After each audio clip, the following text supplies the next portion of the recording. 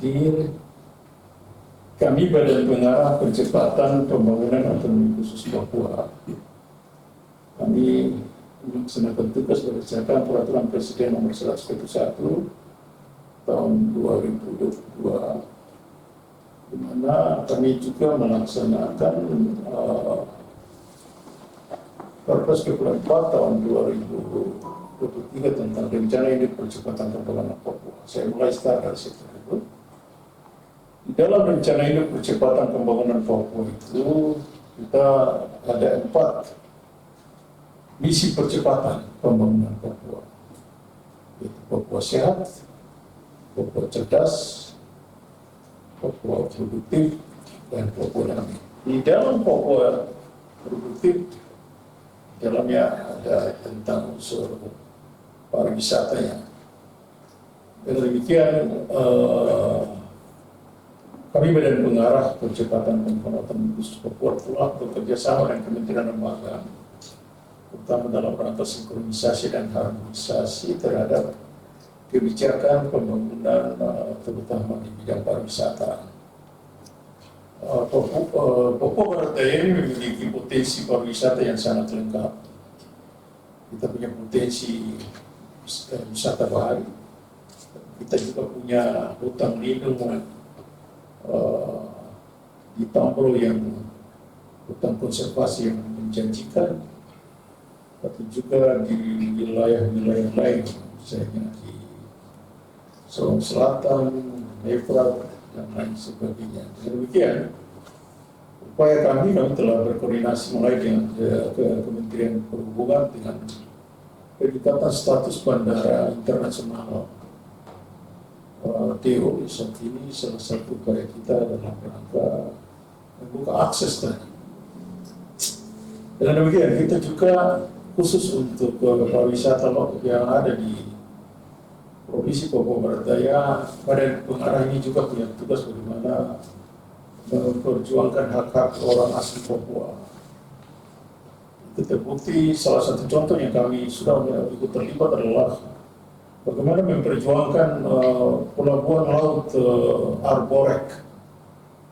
Itu ada nilai kearifan lokal di situ, bagaimana dermaga yang dibangun oleh Kementerian Perhubungan dan dihubungkan dengan homestay yang ada di beberapa titik. Jadi keterlibatan masyarakat. Jadi kalau kita pelajari konstruksi pelabuhan Arborek itu ada konstruksi dermaga apung, tapi juga ada dermaga raya. Artinya bahwa ada hubungan antara kebijakan Kementerian Perhubungan, tapi juga menghargai nilai-nilai kearifan lokal. Memang dermaga Arborek itu masih dalam proses. Kita harap kalau dermaga Arborek ini jadi, maka di situ kita lihat bagaimana hubungan yang erat antara kebijakan pembangunan pariwisata itu dengan menghidupkan ekonomi lokal masyarakat. Kami menerima aspirasi dari masyarakat adat bahwa pembangunan dermaga Arborek itu jangan merusak terumbu karang. Kalau menggunakan struktur bangunan beton, maka itu akan merusak. Itu contoh konkret yang kami Badan Pengarah terlibat dalam memperjuangkan itu. Kami sampai Kementerian Lembaga. Memang kami tidak terlibat sampai ke teknis pembangunannya. Kami punya tugas memperjuangkan bagaimana menyelaraskan kepentingan nasional dalam RIPP tadi, terus diselaraskan dengan kebijakan Kementerian Lembaga, pemerintah daerah, tapi juga masyarakat adat. Tentu kami menerima aspirasi dari masyarakat adat. Itu contoh satu yang kami sudah laksanakan. Dengan demikian, seluruh potensi pariwisata yang ada ini kita mendukung sekali sebagai Badan Pengarah Percepatan Pembangunan Otonomi Khusus Papua. Kami mendukung, termasuk di dalamnya kemarin Pak Bupati Tambro dalam rangka dia launching pariwisata yang berbasis potensi lokal, yaitu saksi udang dan lobster, bahkan ajak duta besar Finlandia. Itu satu contoh yang bagus yang kami bersama dengan Kabupaten kita kerjasama untuk bagaimana menghidupkan potensi-potensi lokal di sini. Itu contoh-contoh yang kami buat. Jadi artinya di dalam paradigma baru pembangunan Papua ini kita sudah bisa mengarahkan dari aspek perencanaannya, aspek penganggaran, pelaksanaan, dan sampai dengan pengawasan kami terlibat. Kami sebagai koordinator dalam rangka pengawasan pelaksanaan pembangunan dan proses koordinator. Kami juga koordinasi dengan aparat, baik itu teman-teman BPKP, BPK, KPK, terlibat pemerintah daerah dan DPR dan MRP itu kerjasama. Dalam waktu dekat bahkan Kementerian Dalam Negeri akan mengadakan kegiatan bersama dalam rangka penguatan peran DPR dan MRP serta BP3OKP dalam rangka percepatan pembangunan ini. Sasarannya ini dari pertanyaan bahwa bagaimana kebijakan pembangunan itu menyentuh orang asli Papua. Terus kami di situ. Di samping juga sumber-sumber pembiayaan dari pusat lainnya yang kita laksanakan. Jadi pembangunan dan otsus menjadi tugas kita untuk mengawal dari aspek perencanaan. Terbukti kita juga terlibat dalam penyusunan dan review rencana pembangunan jangka menengah daerah PJP, baik itu kabupaten kota kita sudah terlibat. Bagaimana disinergikan dengan RPP tadi, sehingga kebijakan-kebijakan itu bisa terungkap baik itu bicara Papua sehat, Papua cerdas, Papua produktif, bahkan Papua damai. Itu dikembangkan dari Ukja Papua cerdas, produktif, silakan dengan ini kaitan pariwisata. Baik, terima kasih. Saya menambahkan, saya mau tunggu Ukja Papua produktif. Jadi ketika bicara konteks pengembangan pariwisata di Papua Barat Daya, sebenarnya ini kan tidak lepas dari status bandar udara Dewa Soham yang telah dilegalkan atau disahkan berdasarkan keputusan Menteri Perhubungan nomor 37 tahun 2025. Di sini berdasarkan keputusan disebutkan sudah diatur tegas bahwa bandar udara Dewa Soham berubah status menjadi bandara internasional. Ini adalah momentum untuk bisa berpengaruh positif terhadap pengembangan potensi wisata yang ada di Papua Barat Daya. Kami dari BP3OKP, khusus kami Papua Produktif memandang ini sebagai suatu peluang baru untuk menambah ataupun mendorong percepatan pembangunan pariwisata di Papua Barat Daya. Ada beberapa pikiran kami yang kami sampaikan. Yang pertama, memang ini membutuhkan kolaborasi karena pada dasarnya objek wisata ini menyebar di beberapa kabupaten, sehingga di sini dibutuhkan peran teman-teman PK dalam menyusun rencana induk pengembangan pariwisata. Karena di dalam perencanaan ini sudah yang akan PK rumuskan bagaimana potensi-potensi wisata yang ada di setiap daerah masing-masing ini bisa dikembangkan. Strateginya seperti apa, skemanya kayak bagaimana, dan tentunya kami BP3OKP mendorong ini dan tetap harus diselaraskan dengan rencana induk percepatan pembangunan Papua. Kami Papua Produktif khusus untuk pengembangan pariwisata ini memang dikaitkan dengan bagaimana sektor produktif ini bisa dikembangkan, bagaimana masyarakat adat bisa dikembangkan, diberdayakan melalui sektor pariwisata. Ada pikiran kami, skema kami, mungkin teman-teman di provinsi juga perlu berkolaborasi dengan teman-teman di daerah untuk membangun semacam pemetaan, kita sebut dengan klasterisasi. Jadi klasterisasi ini penting karena kita tahu di Papua Barat Daya ini kalau kita kelompokkan berdasarkan aksesibilitas, anggaplah Raja Ampat, Kabupaten Sorong, Kota Sorong kita masukkan dalam klaster pertama karena Raja Ampat ini menjadi ikon. Yang kedua, klaster kedua yang mungkin kita kelompokkan masuk Maibrat. Maibrat juga punya potensi objek wisata ya. Di situ ada Danau Putih dan yang baru yang selama ini memang belum dikelola secara baik. Dan yang ketiga adalah klaster Tamrau. Tamrau kita ketahui di sana ada hutan konservasi, penyu pelimbing di daerah Werur. Ini sebenarnya potensi objek wisata yang kita harus mulai berpikir untuk mendorong agar bisa tadi dikembangkan. Dan yang terakhir di Sorong Selatan, kita ketahui Sorong Selatan ini kan punya potensi sagu dan juga hutan mangrove. Ini adalah salah satu objek wisata yang bisa menjadi daya tarik karena konsepnya di sini adalah berbasis ekowisata. Nah, dari pengembangan klaster-klaster ini saya berpikir kami dari BP3OKP mendorong agar teman-teman pemerintah daerah sudah mulai bersinergis menyusun skema bagaimana klaster-klaster tadi bisa dikembangkan dengan memanfaatkan tadi momentum bandara ini ketika berubah dari bandara pengumpul menjadi bandara internasional, kita siapkan semua. Karena begitu wisatawan begitu tiba di Kabupaten Sorong ataupun Kota Sorong, mereka tidak hanya melihat Raja Ampat, tapi bagaimana mereka bisa mengeksplor potensi wisata yang lain. Saya yakin bahwa setiap kabupaten-kabupaten yang tadi sudah saya sebutkan selain Raja Ampat juga punya nilai eksotik dalam hal tadi bisa menarik wisatawan untuk datang berkunjung ataupun menikmati potensi wisata yang ada di 6 kabupaten 1 kota, sehingga tidak harus Raja Ampat. Hal lain yang perlu saya tambahkan di sini adalah ketika potensi wisata ini kita kembangkan, satu fokus penting yang perlu kita perhatikan adalah pemberdayaan masyarakat adat. Peran mereka sangat penting. Hal ini kita bisa lihat misalnya di Raja Ampat. Raja Ampat ini kan saya lihat peran dan keterlibatan masyarakat adat belum maksimal. Ketika wisatawan sampai ke Sorong, hampir semua nilai manfaat ekonomi diterima di wilayah Sorong kota. Begitu sementara sampai ke Raja Ampat mungkin ada yang terlibat tapi tidak banyak, tidak sebagian besar yang bisa menikmati itu. Sehingga tadi saya berharap teman-teman pemerintah daerah kita bisa berkolaborasi, kita arahkan agar pengembangan potensi wisata yang momentumnya adalah dari perubahan status bandara Deo Sorong dari bandara pengumpan menjadi bandara internasional, kita coba bertransformasi dan merestorasi dengan objek wisata yang ada, sehingga ke depan pengembangan wisata ini betul-betul bisa dirasakan oleh semua lapisan masyarakat, terutama masyarakat adat yang ada, yang merupakan pemilik dari objek wisata itu sendiri. Mungkin itu. Sir, kaitan dengan wisatawan seringkali juga mengeluh objek wisata kayak didukung dengan rumah sakit ibadah. Ya, ya, nama saya Osnoin, saya dari Pokja Sehat.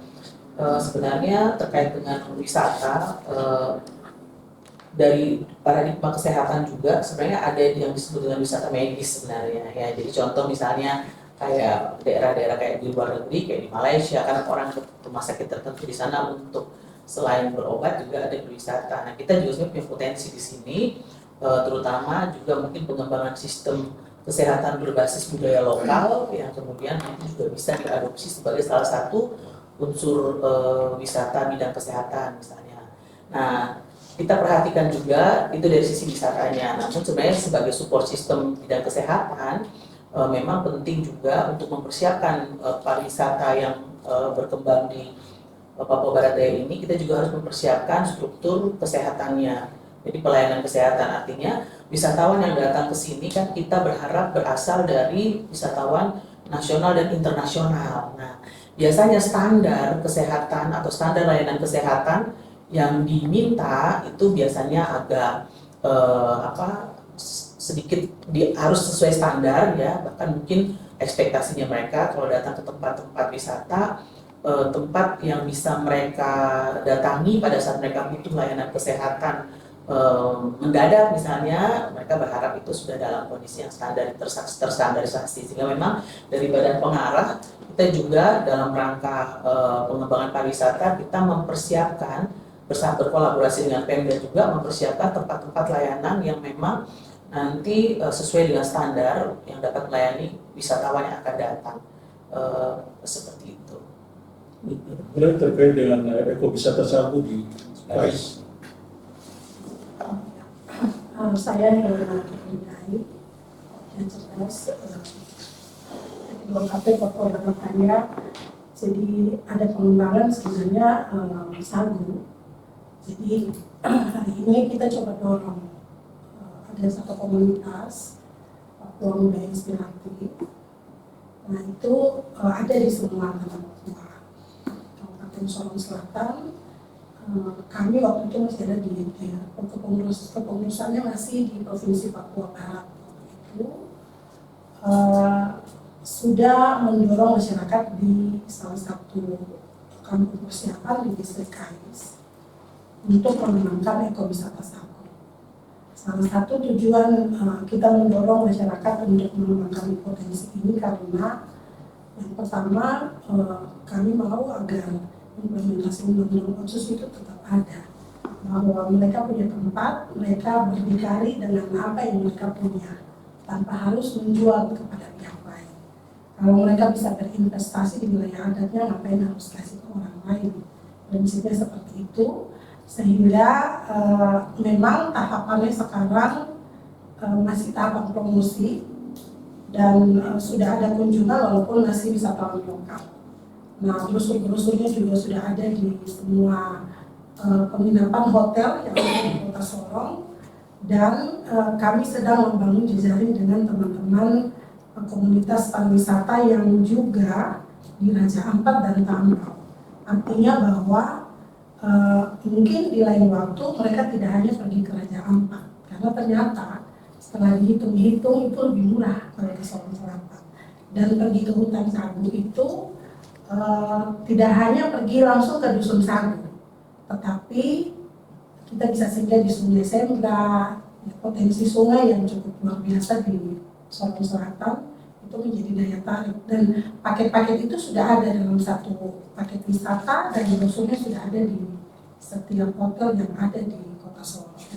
Nah itu kemudian selain sebagai paket wisata, di situ kami dorong untuk pendidikan budaya yang kita sebut dengan etnobotani, ada etnobotani, etnosologi. Jadi bagaimana masyarakat tandu udang, masyarakat pancing udang, bagaimana masyarakat bikin sagu lubang untuk tikam babi, ya, tangkap babi dari situ. Kemudian banyak potensi lain yang kemudian muncul berbasis pendidikan kearifan lokal. Jadi mereka sampai ke sana belajar untuk tokok sagu, belajar ramas sagu, dapat arti, bikin makanan tradisional, itu semua ada dalam satu paket. Dan kami sudah menghitung ternyata jauh lebih murah. Memang ini baru masih dalam tahapan promosi. Kami berharap dengan mendorong, kami BPT UKP dalam fungsi pengarahan juga mendorong Pemda Kabupaten Kota untuk memperhatikan potensi-potensi ini direncanakan. Kemudian yang kedua terkait dengan kawasan-kawasan wisata yang bisa dikembangkan menjadi daerah untuk pendidikan, ya, wilayah untuk belajar. Salah satu di Kota Sorong yang terkenal ini adalah Taman Wisata Alam. Ya, namun memang sejauh ini kami melihat dukungan dari pemerintah daerah itu belum maksimal. Lebih banyak itu dikelola menggunakan dana dari APBN melalui KSDA. Sehingga kami sudah dalam pendampingan dengan Dr. Musliman, itu juga kami sudah sampaikan. Beberapa sekolah-sekolah wisata swasta yang besar di Kota Sorong ini biasanya mengakhiri masa liburan atau masa semesternya itu dengan berkunjung ke sana. Nah di sana juga mereka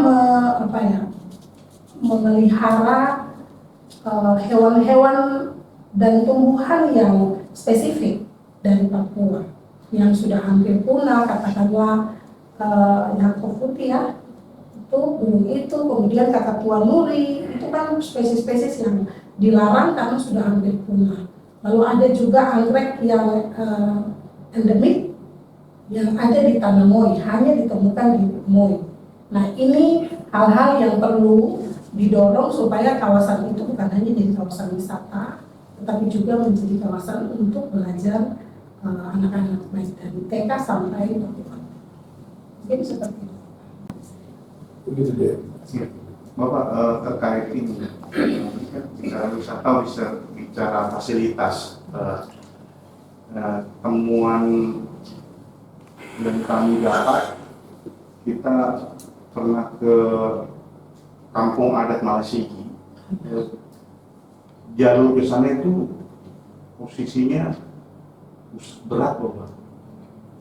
Ini yang perlu dipikirkan, komitmen dari pemerintah untuk mendukung supaya wisata, contoh kasusnya yang seperti di kampung adat Malasigi ini, akses jalannya di sana itu rusak parah, sehingga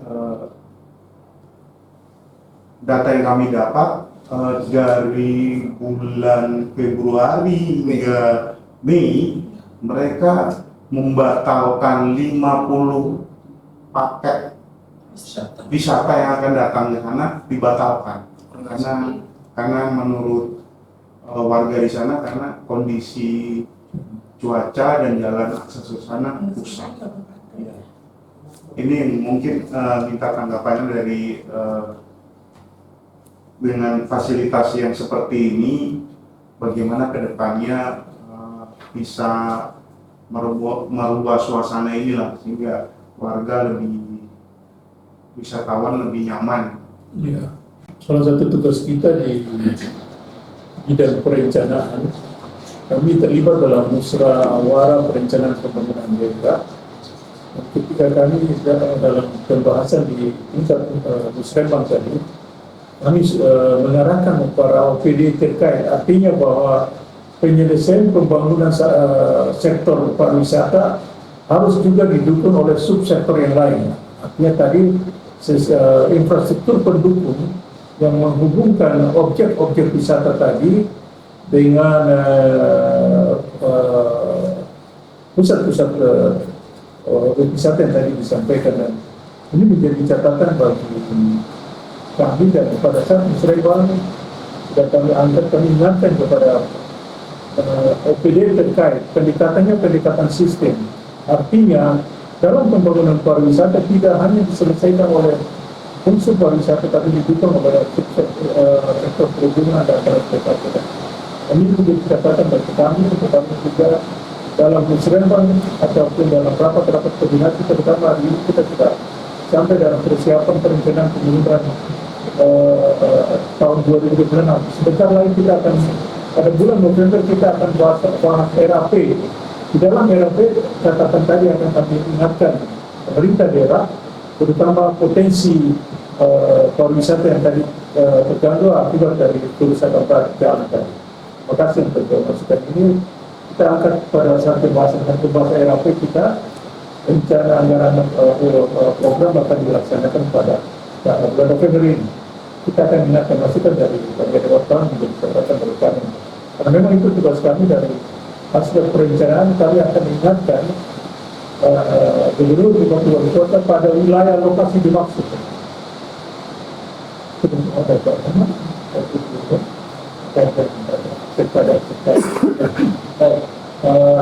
Makasih ya kalau sudah berbicara masyarakat. Saya pikir Kabupaten Sorong ini tadi kampung ada, kemudian juga ada objek wisata air panas ya, air panas hari ini. Jadi itu kondisinya hampir sama semua ya, kondisi akses jalan menuju ke sana rusak. Jadi ini menjadi atensi kami. Ini menjadi atensi sekaligus menjadi atensi teman-teman di daerah. Ini sebenarnya objek wisata yang bisa mendapatkan income. Selain itu, yang jelas pasti ini bisa kita lakukan juga baru. Tapi jauh lebih penting adalah bagaimana kita memperbaiki akses. Karena satu potensi objek wisata sekalipun dia menarik, tetapi akses menuju ke sana rusak, pasti dia tidak akan berkembang dengan baik. Tentunya akan berdampak pada aspek lain seperti ekonomi masyarakat, itu bisa membantu. Karena jalan itu sebenarnya bukan hanya bisa mengakses ke tempat pariwisata, saya yakin ada manfaat ekonomi lain yang bisa diberikan. Sehingga mungkin ini jadi masukan bagi kami, tidak ada di sini dari Kabupaten Sorong ya. Yang jelas pasti membutuhkan dukungan dari OPD teknis lain. Kami akan memberikan arahan, kita nanti dinas PUPR dan juga dinas pariwisata dan juga mungkin dinas lain yang bisa terlibat bersama-sama memperhatikan kondisi dari akses jalan yang sangat bagus. Ya, kita akan sampaikan kepada teman-teman di tingkat provinsi, tapi juga kita juga bisa angkat sampai ke kementerian lembaga. Saya baru saja hari Minggu kemarin pertemuan dengan Kepala Balai Jalan dan Jembatan Nasional. Kami juga akan sampaikan pagi ini. Dan memang mereka lagi menghimpun perencanaan untuk program 2026. Jadi catatan yang baik sekali. Pembangunan jalan jembatan itu memiliki multiplier effect, artinya nilai ekonomi yang tinggi. Itu yang tepat dibandingkan dengan kita membangun jalan pada arah potensi daerah-daerah yang tidak berpotensial. Bapak izin satu lagi. Silakan. Untuk kerja produktif. Tadi Bapak sampaikan kalau kan pariwisata ini bukan cuma Raja Ampat saja, jadi dibagi per klaster 1, Raja Ampat, 2 dan 3 bikin. Tapi kalau klaster 2 dan 3 ini apakah dengan status bandara yang dinaikkan menjadi internasional, dan kita berharap wisatawan asing datang. Apakah pengelola wisata masyarakat adat ini sudah berbekal dengan kemampuan berbahasa yang baik atau seperti apa?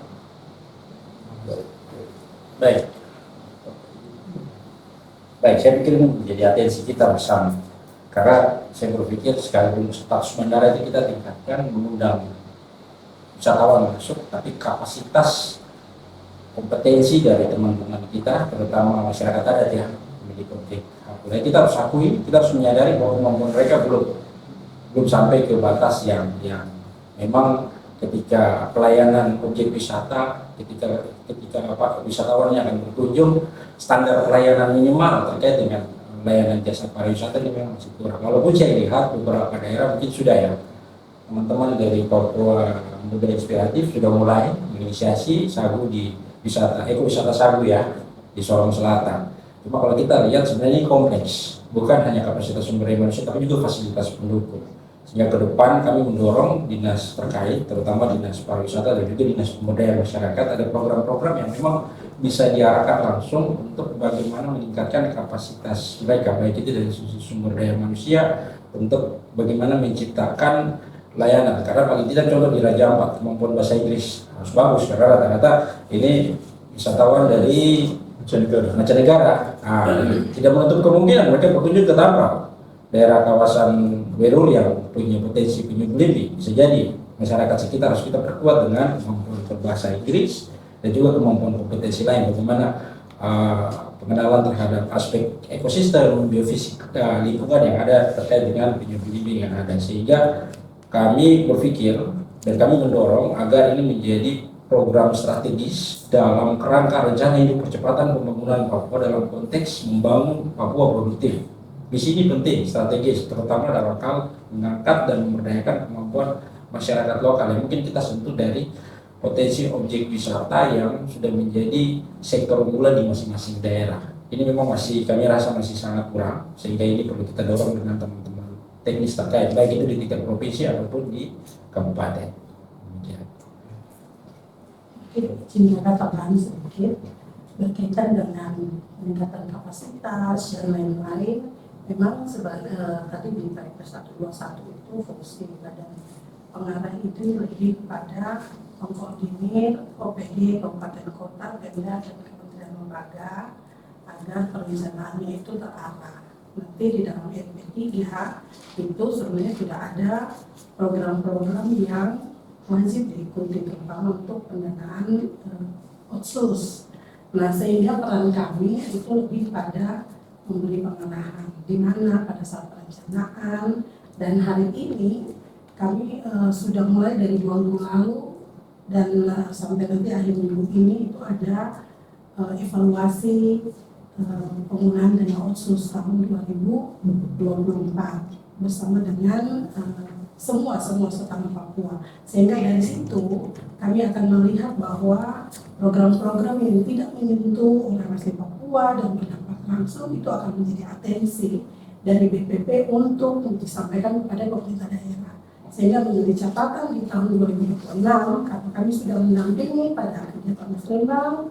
Dan juga setiap kami juga langsung berkoordinasi dengan OPD teknis, misalnya Papua Cerdas di pendidikan, di kesehatan, dan juga teman-teman di Papua Produktif di OPD teknis. Yang kami benar-benar mengarahkan teman-teman di OPD untuk merencanakan yang benar-benar berdampak kepada orang asli Papua.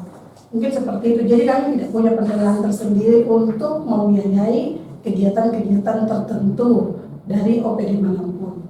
Di sini kami tugasnya hanya mengarahkan setiap kepala daerah melalui OPD teknis untuk merencanakan dan mengerjakan pekerjaan yang berdampak langsung pada masyarakat.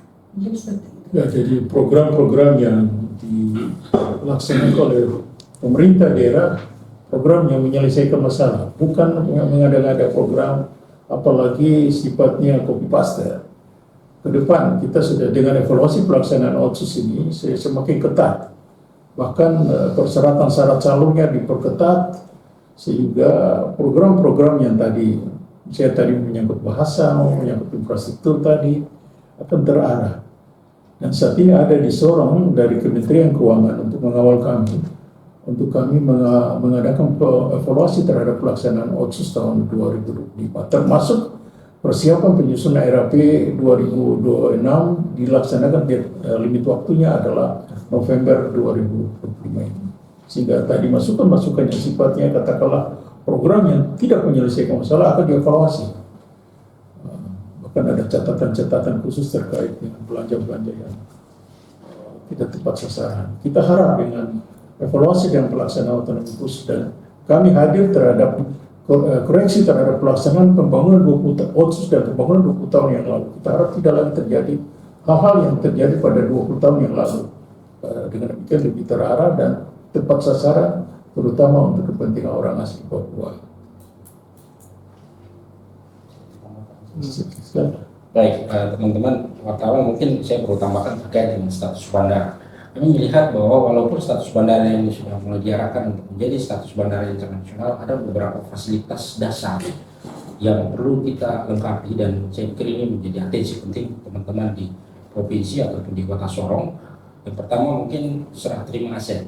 Beberapa aset mungkin masih dikelola oleh teman-teman di pemerintah Kota Sorong, sehingga penyerahan aset seperti ruangan dan lain-lain bisa dikoordinasikan dengan baik, sehingga tadi penyelenggara bandara ini bisa lebih leluasa untuk mengembangkan bandara yang sesuai dengan tuntutan dan status bandara. Yang berikutnya berkaitan dengan CIQ. CIQ ini berarti kostum, kemudian imigrasi, dan yang ketiga adalah karantina. Karena saya yakin ketika akses bandara ini terbuka, ini fasilitas dasar penting, karena kita menerima semua masuk, tapi ketika kita tidak bisa memfilter, berarti ada banyak hal negatif yang bisa masuk dari luar ke dalam. Sehingga ketika bicara pengembangan bandara internasional hubungannya dengan pariwisata, berarti bandara ini kita perlu perkuat lagi dengan fasilitas yang tadi saya sebutkan. Yang pertama karantina, imigrasi, dan juga menyangkut pajak kustomer. Mungkin itu sedikit tambahan terakhir dari saya. Betul ada? Virginus. Virginus? Izin menambahkan, baik, terkait dengan pertanyaan untuk pelatihan bahasa Inggris dan seterusnya itu, kami Badan Pengarah sudah mendorong dalam pertemuan yang Kementerian Lembaga beberapa waktu lalu untuk peningkatan kapasitas, peningkatan status dari BPVP Sorong, supaya untuk ada kurikulum vokasi pelatihan, sehingga menjawab pertanyaan yang tadi, sehingga khusus bahasa Inggris maupun sesuai dengan kebutuhan di daerah disesuaikan di balai vokasi di Sorong, sehingga tadi pertanyaan tadi bisa terjawab secara baik. Baik, itu mungkin menambahkan satu lagi, kami Badan Pengarah sudah melakukan pendampingan RPJMD baik Kabupaten maupun kota dan juga untuk provinsi. Nah, dalam rangka pariwisata ini di Perpres 12 tahun 2005 alinea G4, lampiran G4 sudah menyebutkan lokus prioritas, dan lokus prioritas untuk pariwisata itu di Kabupaten Barat Daya itu adalah Raja Ampat yang Sorong Selatan, sehingga kami sudah melakukan pendampingan untuk penyelarasan program. Saya kira itu saja yang dapat saya sampaikan. Terima kasih.